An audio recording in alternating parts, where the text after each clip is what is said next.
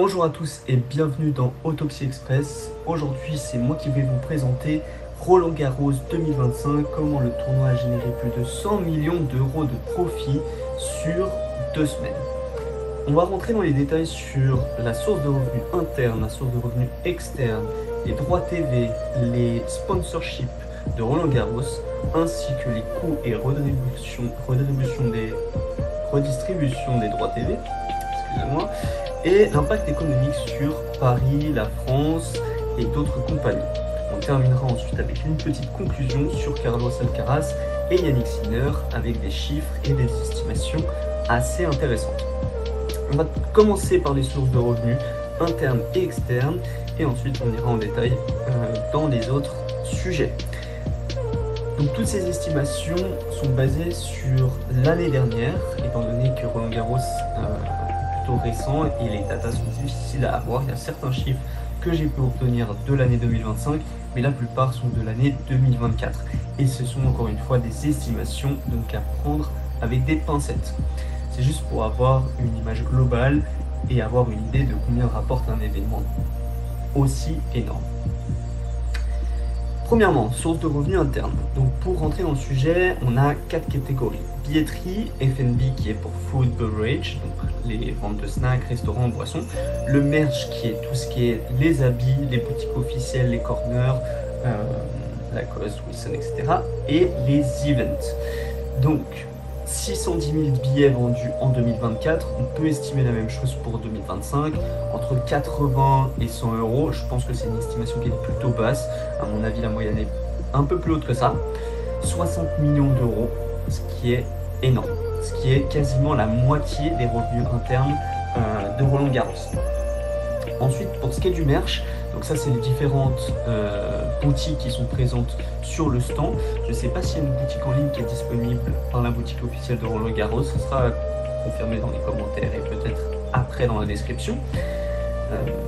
Mais en moyenne 15-20 euros par spectateur. À mon avis c'est une moyenne qui est plutôt basse, étant donné que la plupart des articles sont extrêmement chers chez Lacoste ou Wilson, que ce soit des raquettes, que ce soit des grilles, que ce soit des t-shirts, même des balles de tennis. À mon avis c'est plutôt bas. Ensuite pour ce qui est du coup des snacks, des points de vente, on est entre 30 peut-être 40 euros par jour par personne. Avec ce budget, je pense que c'est raisonnable de dire que c'est une bonne estimation par spectateur. Encore une fois, c'est des estimations. Mais ça, c'est de ma propre expérience. Pour les events, c'est très compliqué d'estimer, étant donné que pour cela, il faut des devis. Donc là, on voit ici les packs B2B, donc typiquement les entreprises qui achètent une centaine de places pour leurs employés avec des billets premium, un service de restauration, des accès, peut-être des gifts qu'ils reçoivent et ce genre de choses. Donc ça c'est très difficile à estimer, mais on va dire qu'entre 20 et 25 millions d'euros, on peut dire que c'est raisonnable. Ensuite, ils ont une source de revenus externe. Donc quand on parle de source de revenus externe, c'est les sponsorships, les droits TV, et ce qu'on appelle les gros sponsors. Donc on va revenir en détail après sur les sponsorships et les droits TV. Donc là on a trois acteurs majeurs qui sont la BNP Paribas, Lacoste Emirates et Renault. Donc ces marques-là utilisent Roland Garros qui est un événement premium, très reconnu, très réputé dans le milieu des événements sportifs. On pourrait comparer ça dans un sport à la Coupe du Monde ou même dans la Formule 1, certains grands prix comme celui de Monaco qui est très exclusif.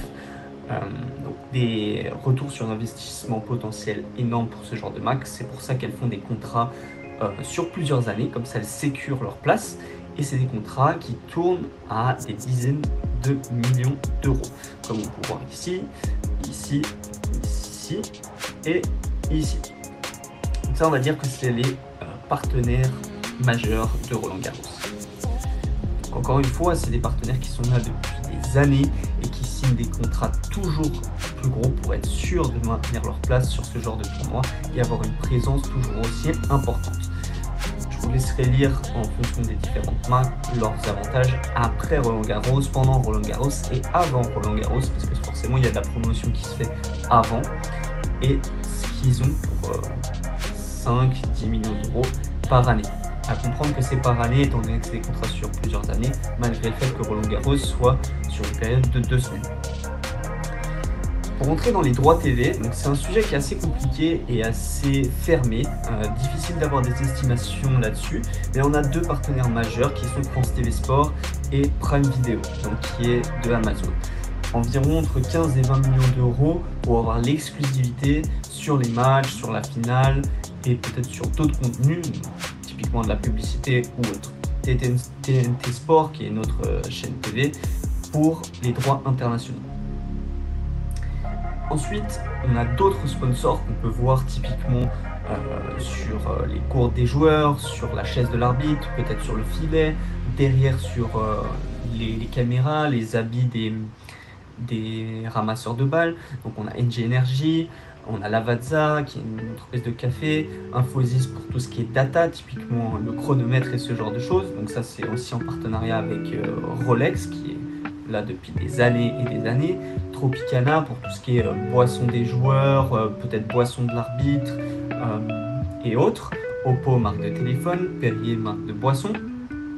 Et ici vous pourrez voir du coup certains chiffres correspondant à ces marques-là et depuis quand ils sont partenaires Roland-Garros. On peut voir pour Perrier 1978, Rolex 2019 et puis les autres, j'ai pas pu avoir les dates, mais ça fait quand même quelques temps qu'on les voit et ça marque une énorme présence pour eux au niveau international et aussi au niveau français. Comme vous pouvez le voir ici, Lavazza présence dans les loges, buvette, branding sur le site, contribution à 2 millions par année. Donc c'est des énormes contrats également.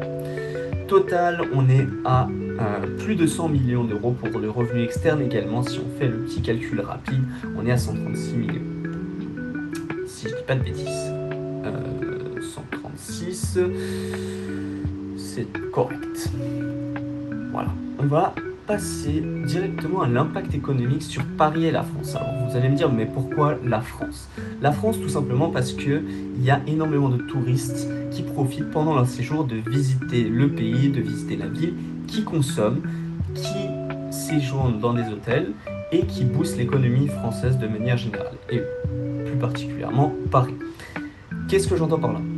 On sait tous qu'en France, la TVA est d'environ 20% en fonction des produits, donc un petit peu moins pour tout ce qui est boissons et nourriture dans les restaurants, mais pour tout ce qui est produits, c'est 20%. Donc toute cette TVA elle est redistribuée à l'État en tant que taxe. Donc ça, c'est important de le prendre en compte parce que c'est pas directement sur Paris, mais c'est sur la France entière. Donc on l'oublie, mais c'est des revenus énormes. Là, on voit 15 millions d'euros juste pour les consommations, on va dire régulières. Entre 60 et 80 millions d'euros pour les nuits d'hôtel, donc 200 000 générés en environ 2 semaines. Et pour les touristes, équipes, joueurs, staff, consommation de tous les jours, entre 25 et 30 millions d'euros dans la capitale, ce qui est énorme. Et j'en revenais du coup aussi aux compagnies qui profitent de ça et qui font profiter du coup tout le pays, c'est les compagnies aériennes. Donc on va revenir sur ça ici. Donc pour eux, donc on revenait sur Emirates tout à l'heure, l'objectif principal c'est la hausse des vols vers Paris, l'image de luxe que reflète Roland-Garros. Emirates c'est quand même l'image premium de l'aviation, avec des offres pour Roland-Garros, pour les vols vers Charles de Gaulle, des offres premium pour les fans VIP, avec des fans de tennis haut de gamme, donc des billets peut-être finale plus business class ou finale plus first class et ce genre de choses. Ça existe. Ensuite, Air France forcément, plus de 17% de trafic aérien pendant Roland-Garros, ce qui est énorme. Et ça comprend également tout ce qui est avion, taxi, VTC, train. Des millions injectés indirectement, estimation malheureusement impossible parce que beaucoup de cash, beaucoup de transactions floues, donc très difficile à estimer. Donc voilà pour les impacts économiques de manière globale et complètement à part de Roland-Garros. Mais ça peut être intéressant d'avoir une idée de ce que génère cet événement et à quel point il est important pour la ville et pour le pays. On va finir par les coûts et redistribution. Donc ça, c'est un tableau qui date de l'année dernière parce que j'ai pas pu avoir celui de cette année. Donc les chiffres ont un peu varié, surtout au niveau du vainqueur et de la finale. Ça a augmenté cette année. On regardera ça après. Donc l'estimation des coûts de Roland-Garros et de la Fédération française est à hauteur de 53 millions d'euros pour uniquement les joueurs. Donc ça, c'est les gagnants. Donc on voit ici que c'est la même chose pour les femmes et pour les hommes, contrairement à d'autres sports. Ensuite, on a une estimation qui a été faite pour la période de Roland-Garros uniquement, donc entre 2 et 3 semaines, du nombre de personnes qui sont mobilisées pendant l'événement pour travailler. On a entre 15 et 20 millions d'euros de salaires, rémunération, prestations externes, intérim, etc. pour le personnel.